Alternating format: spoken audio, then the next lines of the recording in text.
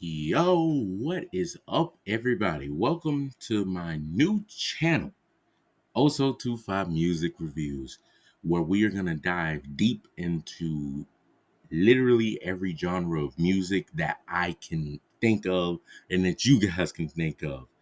I'm OC Williams. Y'all can just call me Osotofye. That's what I've just been known by for a long time. Quick little backstory on the creation of this channel. I've loved music my entire life. This has always been uh, a piece of art that has stuck with me forever. I've studied it, I've researched it, I've given a lot of time to researching different sounds of music, different instruments, how production works, and everything like that. And pretty much for the last 20 years of my life, and I'm 24, so Um, I'm very excited to dive into this. And today's review is really interesting. It's Ozzy Osbourne's Blizzard of Oz. And I can't wait to dive into this one. Before we do, make sure you guys subscribe, like the video, give a comment. Constructive criticism is always taken over here. You know, whatever you guys see, uh, I'm willing to read, I'm willing to listen. Because I want to keep growing even further with my musical journey, which is why I've started this channel, me tackling different albums, different sounds that I've never really gotten into before. So you guys leave every recommendation in the comments. Uh, I'm very open to listening to literally anything, and I will give it my all each and every time. I'm excited for this journey. So, with this one, rock is my life. And for my first review, I thought it would be absolutely great if I tackled Ozzy Osbourne's Blizzard of Oz album. This was his solo debut album after the Black Sabbath exit. This one's a beast. We're gonna go track by track with this one, but just to give you a little preview, uh, like I said, this was raw, emotional, and with Randy Rhoads, the guitar player who was with Ozzy during this solo run, early solo run, he shredded that guitar. So yeah, let's do it. Let's break it track by track. It will be by my opinions, my takes on the lyrics, the production, the vocals, and I will give a rating for each song and an overall album rating at the end. So thank you to everyone who's watching this. Let's jump in. Starting with the opener, we're gonna go with I Don't Know, which was track one. This one is okay.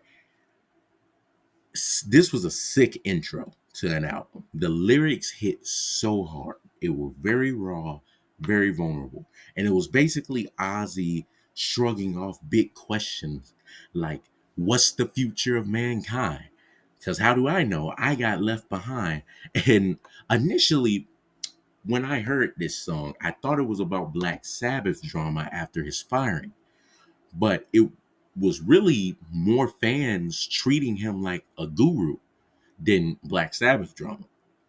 So Ozzy's like, don't ask me about all that stuff, which was honestly inspired by the split of Black Sabbath, but not like a diss towards them.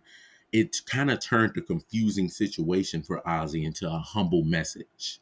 And I was immediately impressed by the Prince of Darkness immediately with this one. I've never listened to a full Ozzy Osbourne album in length before. So this one was very interesting to hear the start. The production, this was perfect. Classic rock. It had that analog recorder that you would hear back in the 80s, where, you know, it was just more raw. It wasn't like production based, auto tune based. It was the analog recorders from back in the day.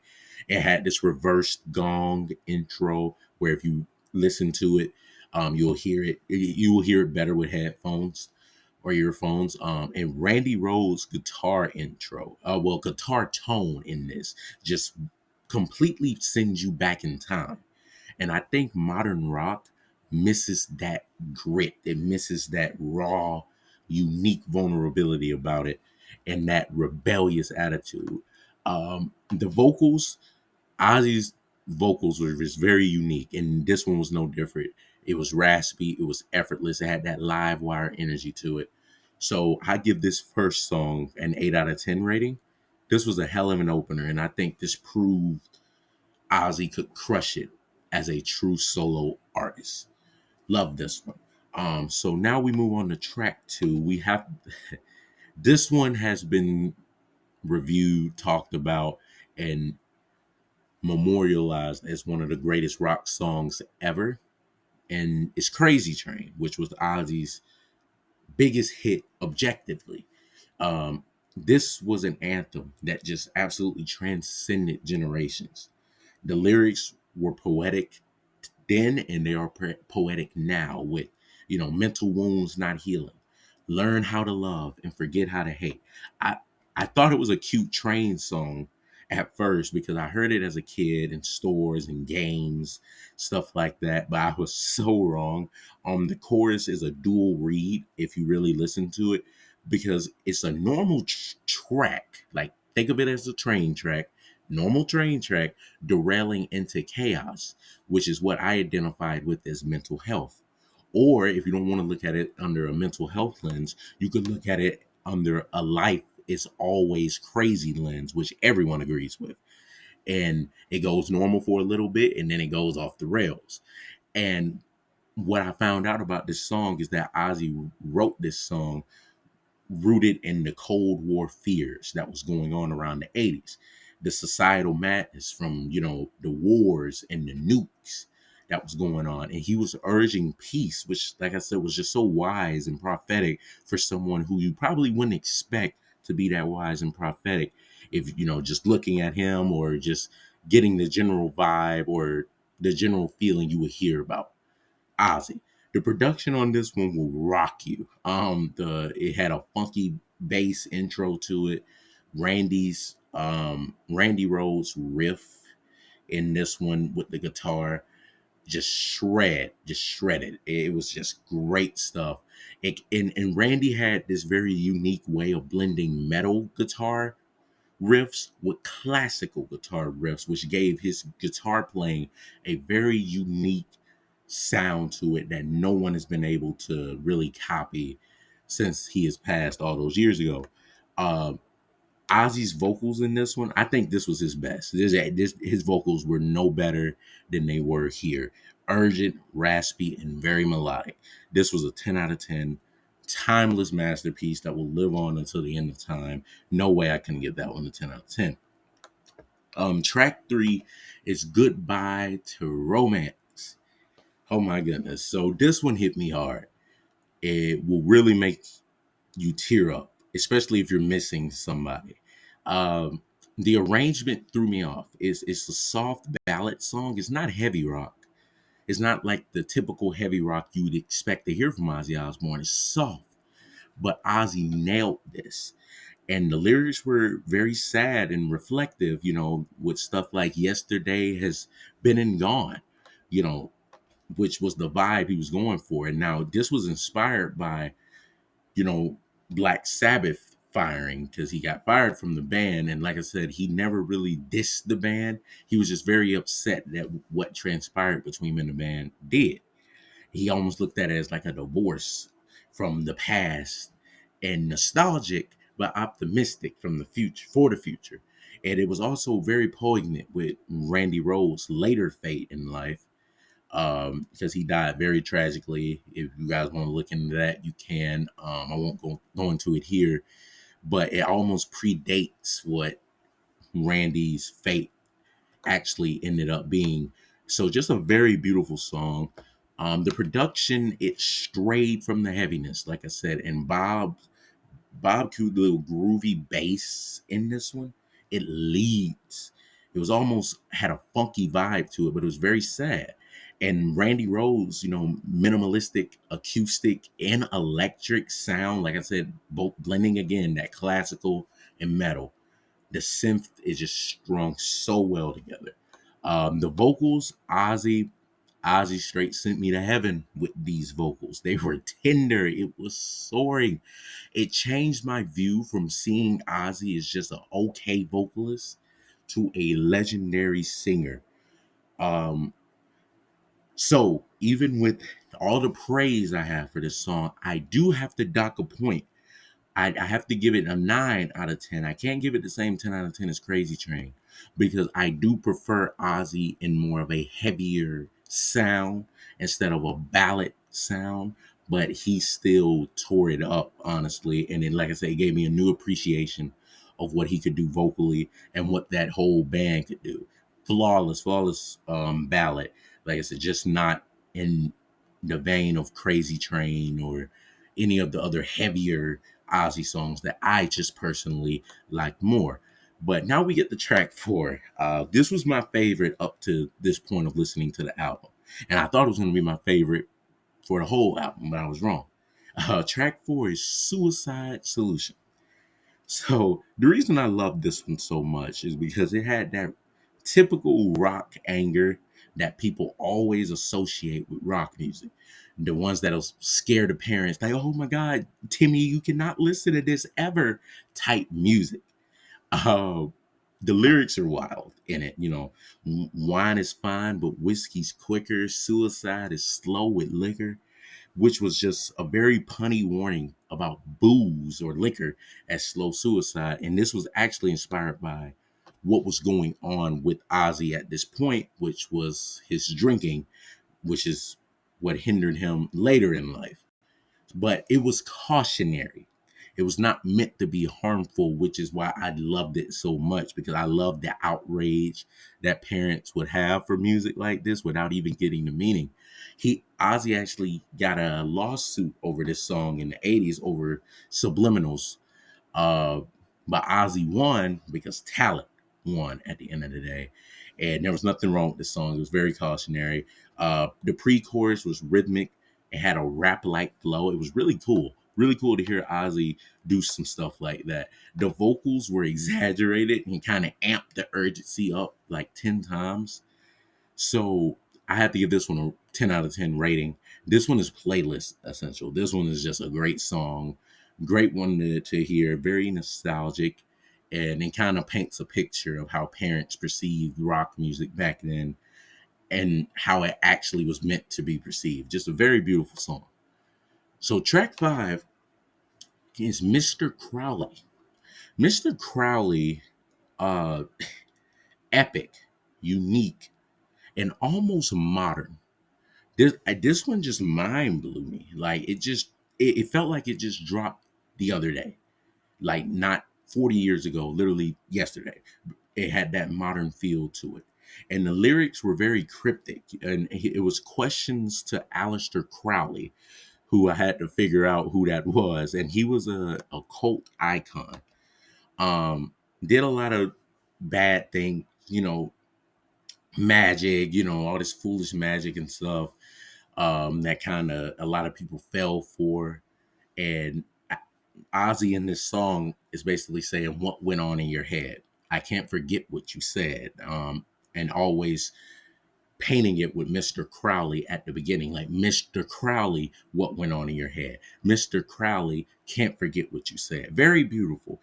And it was curiosity of who that man was and not an endorsement of who he was, which I thought was very beautiful.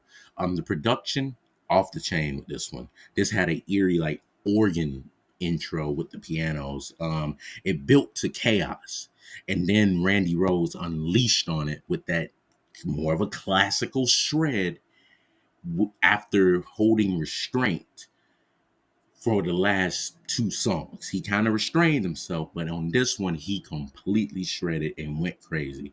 Ozzy's vocals were premier, they were haunting, and they had this melodic range to it. So this one, there's no way I can't give this a 10 out of 10. If I was being super biased, I give it a 20 out of 10. I think this one deserves Crazy Train type fame and recognition. Just my honest opinion. I love that one. Track 6. No Bone Movies. Okay.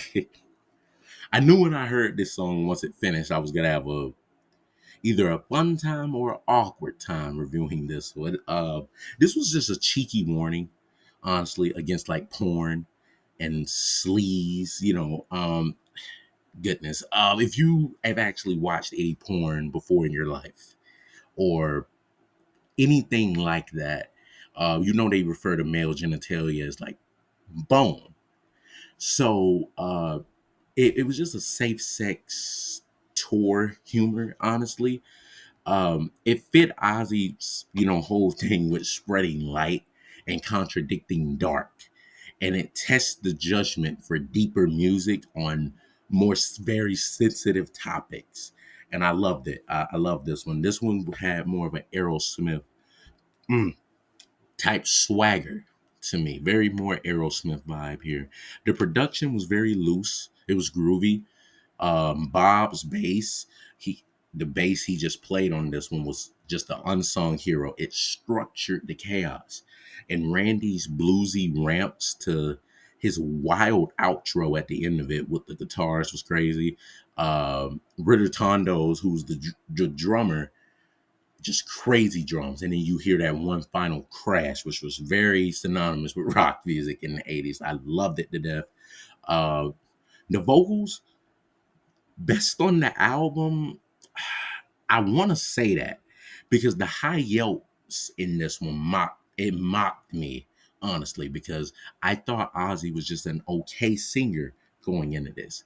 This one, like I said, just like with Goodbye to Romance, this one also made me eat my words even more because I'm like, oh my God, he really went into a higher tone on this one and tore it up. So the rating for this one, I have to give it a 6 out of 10 because just basing it on the songs I've heard up to this was just fair. It was above average, but it just pales in comparison to those other bangers I just reviewed. Track 7 is Revelation Mother Earth. Goodness. This is the most beautiful, impressive song I've ever heard in my life. No flaws. None. No, you're not going to hear one from me about this one. This was creativity unlike anything. This is a mandatory rock listen if you want to even consider yourself a rock fan. That's how serious and beautiful this song really is. The lyrics are about warning about destroying Mother Earth. And how do we destroy Mother Earth? It's the same way we've been destroying Mother Earth for years and years, and we will continue to do it. Pollution, wars, apocalypse. And Ozzy utters the sentiment in this song, Mother, Please Forgive Them, which echoes the Bible. It's the echo crisis through like a Christian lens. He's trying to really help people see what we're doing to the earth in this one. The production were unreal. It was unreal. Don Aries' noticeable piano and his synths, it swelled heavenly. Randy Rose melodic to chaotic shifts was great on this one. And the vocals by Ozzy was great. It was urgent. It was soaring amid madness. This one is underrated. 10 out of 10, tear worthy, epic song. You have to listen to that one. If you don't listen to any others on this album, I would definitely recommend that one. And then we're on the last one, which is Steal Away the Night. Decent rocker song, but it wasn't honestly my style. It's basically about sneaking off for wild nights, lighthearted escape. The production was upbeat, drove the drums and the bass, and it felt like Randy Rhoads' last hurrah on this album. And I think his guitar playing was so ridiculous on it, it saved the song from being lower than where I'm going to rate it. The vocals were good, energetic. It fit like a close of a party, which I think is what Ozzy wanted to go for here. So the rating for this one, 5 out of 10. It was a solid end, but the album's creativity before this just set the bar too high for me to give this anything higher than a 5 out of 10. And that's it, people. That was The Blizzard of Oz by Ozzy Osbourne. This was an unforgettable experience for me. I loved listening to this album. It flipped my Ozzy views completely. So overall, I have to give it a 9 out of 10, the whole album. The standouts, Crazy Train, Suicide Solution, Mother's Earth Revelation. Those are the ones that I would recommend the most. Randy Rhoads is a god on the guitar. Rest in peace to him. And Ozzy's depth just absolutely surprised me, and I loved it. So, what are your takes? Like and subscribe for more. Next up, I will be doing some other albums. I already have some that have been recommended to me from friends. But if you guys have any recommendations, I need as many as possible. So leave them under the comments. I'll be reading each and every single one of them. Until next time, peace, rock on, Osotofye.